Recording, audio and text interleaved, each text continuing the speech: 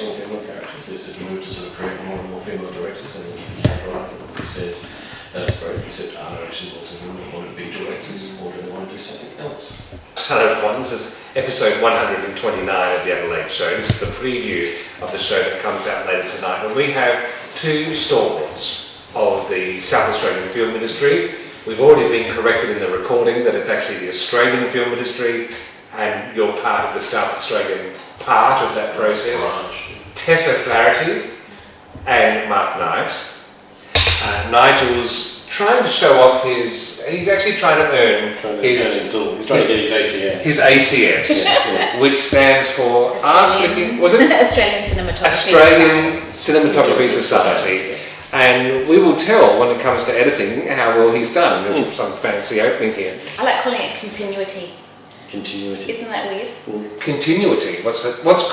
Tell me about continuity. Continuity is what we spend our entire lives worrying about, but also get rid of in 2 seconds flat. Continuity, because things are shot in different sequences and different orders, is maintaining a continuity through the entire scene, which is one of the things you spend most of your time trying to maintain. So have you ever seen some bad continuity in a film? Every single film has literally hundreds of continuity errors. Is that because you might shoot a scene over a couple of days, and what you can't remember is what was where when? Exactly, and you have to. Every time I wear something, I go, I can't throw that out, that's 80s, or I can't, that could be used in a film, and so I collect a lot of wardrobe. Do you need a bow, or is it just a knot? I think it's just a knot. I think a knot is all I do in the morning. Now the interesting thing is we go to an awful lot of trouble making sure this always stays the same. In fact, there's a person whose entire job is to do this, to maintain the continuity. Like I said, entire people's careers are based on being able to spot continuity errors, but no one can spot all of them. And we spend all of our time saying it doesn't matter, because if they're paying attention to the continuity errors, then they're not engaging the story. When you were doing your script consultancy, are you looking for potential moments that might lend themselves to continuity issues in the script? Not the story stage, because continuity is only an issue of production. Because a narrative story and a script story is always linear and stuff, and even if it's got flashbacks and flash sideways and all sorts of things, but you're dealing with a very nicely controlled, easy to maintain, very clean and simple sort of process. Which probably part of the reason why I love doing this so much is having been on the production side of things, which is utter chaos, where you're worrying about things like rain and cold and heat and... because if the weather's different one day to the next. And we mentioned I worked on McLeod's Daughters. I think for the entire 6 or 7 seasons that we did McLeod's Daughters, not a single season that we were shooting matched up to the season we were shooting the story of.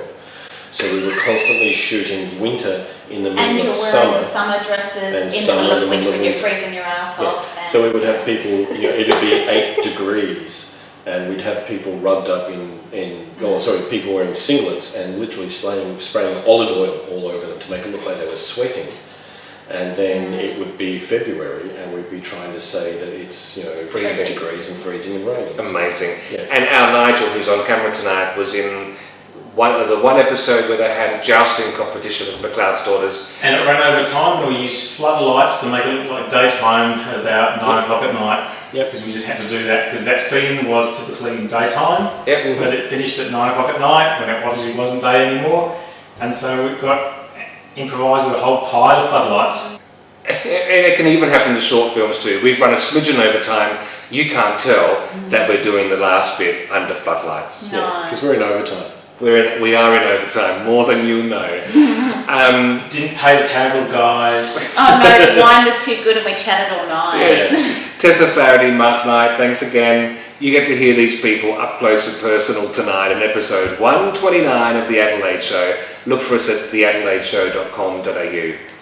And while we're here, and it's dark and spooky, let's do something scary to finish off with. What's that? Kill you? Will you kill me?